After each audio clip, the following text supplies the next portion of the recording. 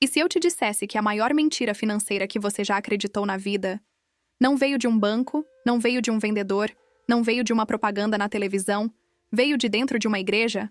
Calma, respira. Eu sei que essa frase pode ter te incomodado. E eu quero que incomode mesmo.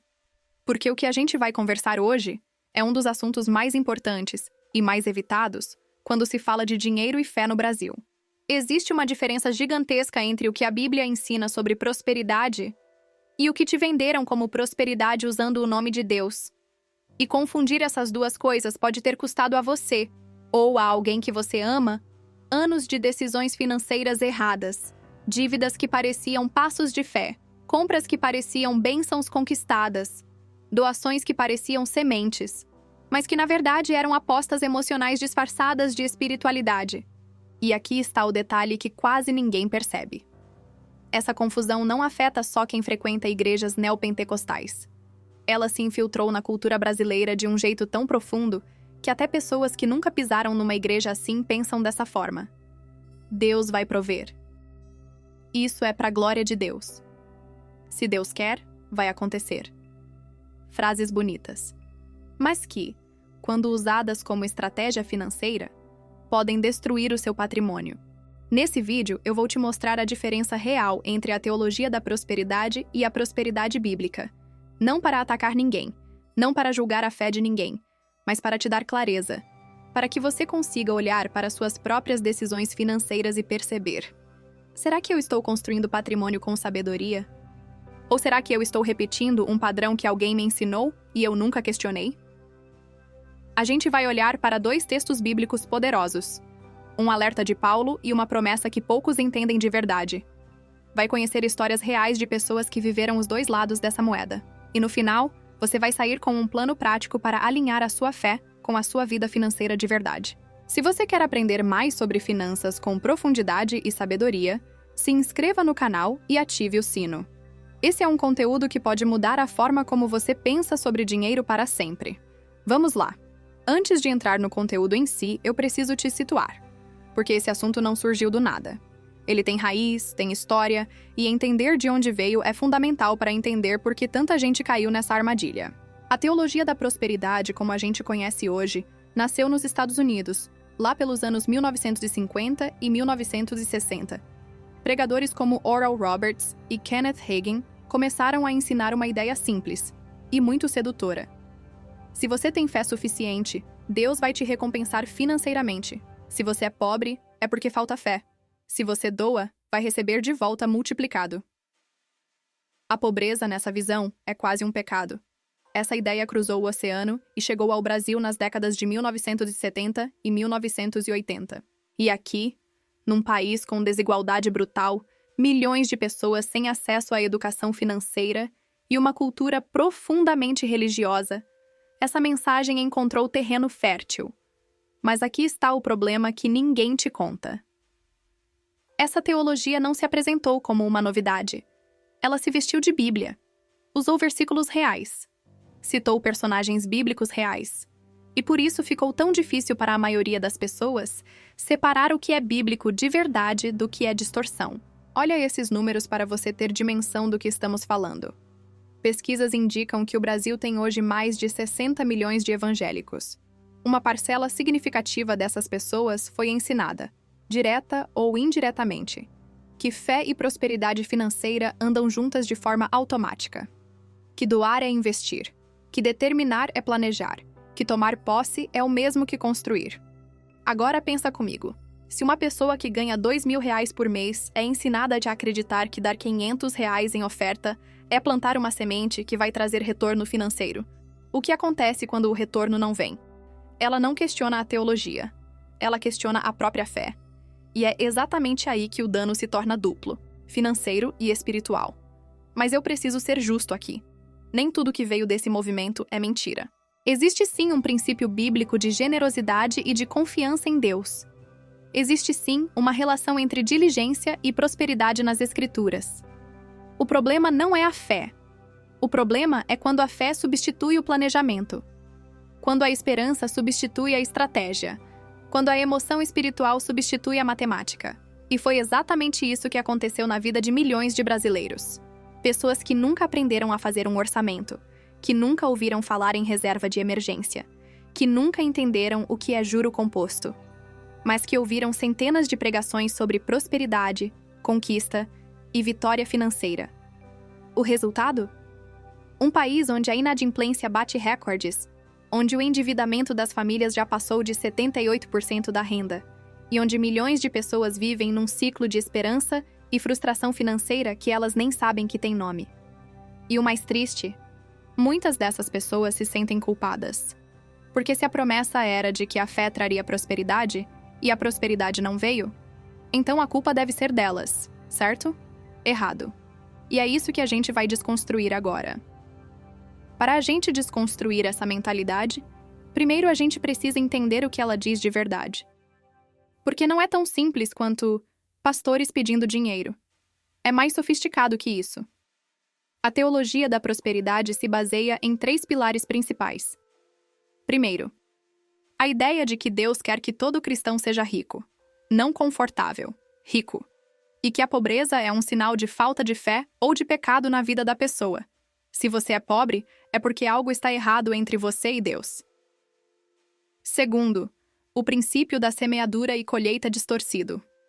A lógica é simples. Doe dinheiro, geralmente para a igreja ou para o líder, e Deus vai devolver multiplicado. Quanto mais você der, mais vai receber. É quase uma transação. Você planta e Deus paga. Terceiro, a confissão positiva. A ideia de que se você declarar com a boca que vai prosperar, se tomar posse da bênção, se determinar, a realidade se molda à sua palavra. A fé como ferramenta de manifestação material. Agora, por que isso é tão poderoso? Porque fala diretamente com a dor. Quando uma mãe solteira que ganha um salário mínimo e tem 2 crianças para criar, ouve que Deus tem uma casa própria preparada para você, basta crer e semear. Isso não é só uma mensagem. É oxigênio emocional. É esperança numa situação que parece sem saída. E aqui está o detalhe que torna tudo mais complexo. A intenção de quem ouve nem sempre é errada. A pessoa quer sair da dificuldade. Quer dar uma vida melhor para os filhos. Quer ter dignidade. Não há nada de errado com esses desejos. O erro está no método. Porque substituir planejamento financeiro por fé declarada não é bíblico. É mágico. E a Bíblia nunca ensinou mágica. Mas eu sei o que alguns de vocês podem estar pensando. Tá, mas a Bíblia não fala sobre prosperidade? Fala sim. E é exatamente por isso que esse assunto é tão confuso. Então vamos ao que a Bíblia realmente diz. Eu quero começar com um texto que quase ninguém cita nas pregações de prosperidade. E quando você ouvir, vai entender por quê. Paulo escreveu a Timóteo. 1 Timóteo 6, versículos 9 e 10. Os que querem ficar ricos caem em tentação, em armadilhas e em muitos desejos descontrolados e nocivos, que levam os homens a mergulharem na ruína e na destruição, porque o amor ao dinheiro é raiz de todos os males. Lê de novo com calma. Paulo não disse que o dinheiro é mau.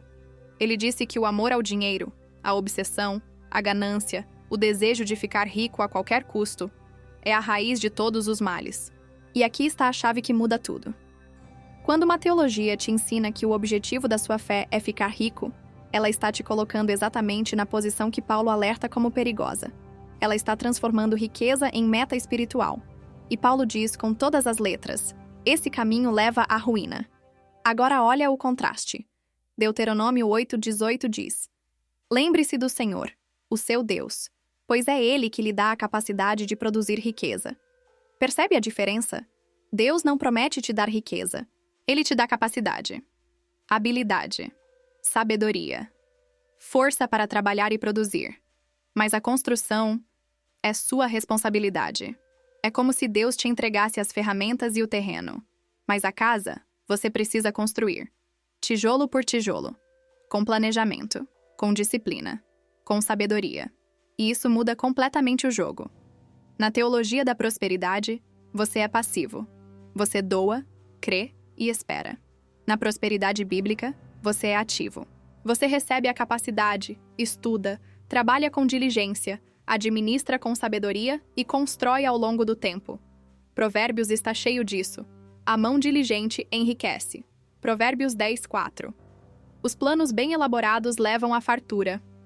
Provérbios 21:5. O sábio poupa, o tolo gasta tudo o que tem. Provérbios 21:20. Nenhum desses textos diz, creia e receberá. Todos dizem, trabalhe com sabedoria, planeje e construa. Se você quiser ir um pouco mais fundo, o conceito bíblico de mordomia, que é a ideia de que nós somos administradores, não donos, do que Deus nos dá, é talvez o princípio financeiro mais poderoso das Escrituras. Porque ele muda a pergunta. Em vez de como eu fico rico, a pergunta passa a ser: como eu administro bem o que me foi confiado? E essa mudança de pergunta muda tudo nas suas finanças. Se esse conteúdo está fazendo sentido para você, salva esse vídeo. Manda para alguém que precisa ouvir isso. Porque esse é o tipo de conversa que pode evitar anos de decisão financeira errada. Agora eu quero te contar uma história. E eu peço que você ouça com o coração aberto, porque talvez você reconheça alguém nela. Talvez até reconheça a si mesmo. Dona Marta tem 52 anos. Mora em Goiânia. Trabalhou a vida inteira como auxiliar administrativa, ganhando entre 2 e 3 mil reais por mês. Criou 3 filhos praticamente sozinha depois que o marido saiu de casa. E desde os 20 e poucos anos, a igreja foi o centro da vida dela. E a igreja de Dona Marta ensinava algo muito claro. Deus recompensa quem doa. Quanto maior a oferta, maior a bênção. Se você está em dificuldade financeira, é porque está presa a maldições que precisam ser quebradas. E a chave para quebrar é a oferta. Marta acreditava nisso com toda a alma. E ao longo de quase 30 anos, ela doou tudo o que pôde. Dízimo integral, ofertas especiais, campanhas de fé, fogueiras santas. Mas aqui está o que ninguém viu por trás da fé de Dona Marta. Ela nunca teve reserva de emergência. Nunca. Quando o filho mais novo precisou de uma cirurgia, ela pegou o empréstimo. Quando a geladeira quebrou, parcelou em 12 vezes no cartão com juros. Quando perdeu o emprego em 2019, não tinha um mês de despesas guardado. Aos 52 anos, Dona Marta tem uma fé genuína. E uma dívida de 38 mil reais. Não tem nenhum investimento, nenhuma reserva. E a aposentadoria está a menos de 10 anos de distância. E o mais doloroso de tudo, quando ela finalmente abriu os olhos para a situação financeira dela, a primeira coisa que sentiu não foi raiva de quem ensinou errado. Foi culpa. Porque no fundo, ela pensava, se eu tivesse tido mais fé, talvez a bênção tivesse vindo. Pensa no peso disso. Essa é a crueldade invisível da teologia da prosperidade. Ela transfere a culpa do sistema para a pessoa. Se não deu certo, a culpa é sua, da sua fé, do seu pecado, da sua falta de entrega. Nunca do ensino, nunca do método. E o dinheiro? O dinheiro foi embora. Sem planejamento, sem reserva, sem investimento. Décadas de trabalho. E nada construído. Mas a história da Dona Marta não acaba aqui. A gente vai voltar nela daqui a pouco. Agora eu quero te apresentar outra pessoa. O Renato. 41 anos. Eletricista autônomo em Belo Horizonte. Renato cresceu numa família evangélica e durante anos viveu a mesma dinâmica. Ofertava, cria, esperava. Até que aos 29 anos, passando por um aperto financeiro sério depois de perder 2 clientes grandes, ele ouviu uma frase que mudou a vida dele. Foi de um pastor diferente, num culto menor, num bairro simples. Deus te deu mãos para trabalhar, mente para pensar e provérbios para planejar. Se você não usar os 3, não chame de falta de bênção o que é falta de estratégia. Aquela frase acendeu algo no Renato. E foi exatamente ali que a virada começou. Ele não largou a fé. Continuou na igreja, continuou dizimando. Porque acredita no dízimo como princípio, não como investimento com retorno garantido. Mas ele fez algo que nunca tinha feito antes. Sentou, pegou um caderno e escreveu todos os seus gastos do mês. Tudo. O cafezinho na padaria, a parcela do celular, o lanche dos filhos, a gasolina. Tudo. E quando viu os números, levou um susto. Gastava quase 400 reais por mês em coisas que ele nem lembrava. Pequenos gastos que sozinhos pareciam nada, mas somados eram quase 5 mil reais por ano. Renato começou a estudar. Assistiu vídeos, leu livros simples de finanças e aplicou um princípio que ele mesmo chamou de provérbios na prática. Gastar menos do que ganha, guardar antes de gastar e investir com paciência. Para quem já investe há mais tempo, o que o Renato fez não é nenhum segredo. Ele montou uma reserva de emergência em CDB de liquidez diária, Depois começou a investir pequenos valores em tesouro direto. Aquele investimento do governo federal que você pode começar com menos de R$ 40. Em 12 anos, o Renato acumulou um patrimônio de mais de R$ 180 mil, sendo eletricista autônomo, sem renda fixa garantida, sem herança, sem ganhar na loteria. A bênção do Renato tem nome: disciplina, planejamento e sabedoria. E sabe o que é mais bonito? Ele diz que se sente mais conectado a Deus agora do que antes. Porque em vez de esperar que Deus resolva tudo, ele sente que está honrando o que Deus lhe deu. Está sendo um bom mordomo. E essa é a diferença que ninguém te mostra entre as duas mentalidades. A teologia da prosperidade produz dependência emocional. A prosperidade bíblica produz responsabilidade com liberdade. Agora vamos ao que interessa. Se você assistiu até aqui, você já entendeu o problema. Mas entender não basta. Você precisa agir. Então aqui vai um plano simples, direto e aplicável. Hoje. Primeiro, faça o diagnóstico honesto. Pegue um papel ou abra o bloco de notas do celular e responde com honestidade. Nos últimos 12 meses, quantas decisões financeiras você tomou baseadas em emoção espiritual em vez de planejamento? Doações que comprometeram suas contas. Compras que você sentiu que era de Deus. Investimentos que nunca se materializaram porque a fé ia resolver. Sem culpa, sem julgamento, só clareza. Porque o primeiro passo para mudar é ver o que está acontecendo de verdade. Segundo, separe fé de finanças. E depois reconecte com sabedoria. Isso parece contraditório, mas é essencial. Primeiro, tire a emoção religiosa das suas decisões de dinheiro. Olhe para os números puros. Quanto você ganha? Quanto gasta? Quanto sobra? Quanto deve? Depois, e só depois, reconecte sua fé. Mas agora com o filtro de Provérbios, não com o filtro da emoção. Pergunte: eu estou sendo um bom mordomo do que Deus me deu? Estou administrando com sabedoria? Essa é a pergunta certa. Terceiro, monte sua reserva de emergência. Se você não tem nenhum dinheiro guardado, esse é o passo mais urgente da sua vida. Comece com qualquer valor. R$ 50 por mês. R$ 100, o que couber no seu orçamento. Coloque em um investimento seguro e com liquidez, como um CDB de liquidez diária ou o Tesouro Selic. Isso não é consultoria. São exemplos de onde muita gente começa. A meta mínima é ter 3 meses de despesas guardados. A meta ideal, 6 meses. Sem isso, qualquer imprevisto te joga de volta na dívida. E nenhuma oração substitui esse colchão de segurança. Lembra do Renato? Ele começou com R$ 50 por mês. E foi esse primeiro passo que mudou toda a trajetória dele. Quarto, estude finanças como estuda a Bíblia. Se você dedica tempo para ler as Escrituras, e deveria mesmo, dedique tempo também para entender como o dinheiro funciona. Juro composto, inflação, orçamento pessoal, tipos de investimento. Esse conhecimento é o que transforma a capacidade de produzir riqueza de Deuteronômio em resultado real na sua conta. A ignorância financeira não é humildade, é vulnerabilidade. E Deus nunca pediu que você fosse vulnerável com o dinheiro. Ele pediu que você fosse sábio. Quinto, doe com consciência, não com culpa. Se você quer continuar doando, e generosidade é um princípio bíblico lindo, faça isso de forma planejada. Defina um percentual do seu orçamento para doação.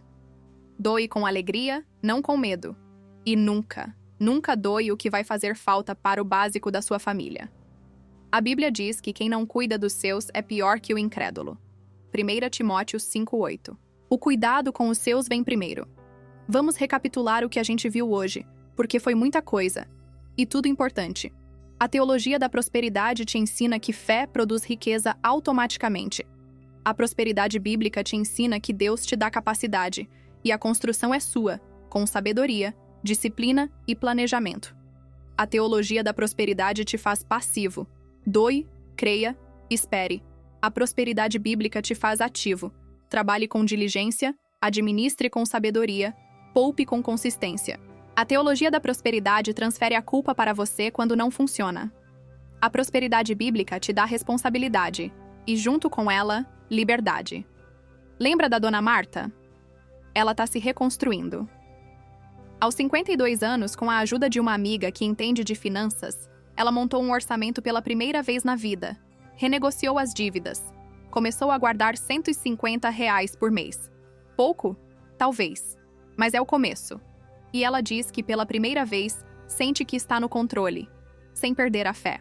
Na verdade, ela sente que a fé dela agora é mais madura, mais real. Porque não depende de resultado financeiro. Depende de confiança em Deus e responsabilidade com o que Ele deu. E o Renato segue firme. Patrimônio crescendo, família segura, fé intacta. A diferença entre os dois nunca foi a quantidade de fé. Foi a qualidade da informação que cada um recebeu. E é por isso que esse canal existe. Porque eu acredito que educação financeira é um ato de amor. É cuidar de quem Deus colocou sob a sua responsabilidade, começando por você. Se esse vídeo te fez pensar, te fez refletir, te fez questionar alguma coisa que você acreditava, deixe um like. Não por mim, mas porque quando você curte, o YouTube mostra esse conteúdo para mais gente que precisa ouvir isso. Comenta aqui embaixo. Você já viveu alguma situação em que a fé e o dinheiro se misturaram de um jeito que não fez bem para você?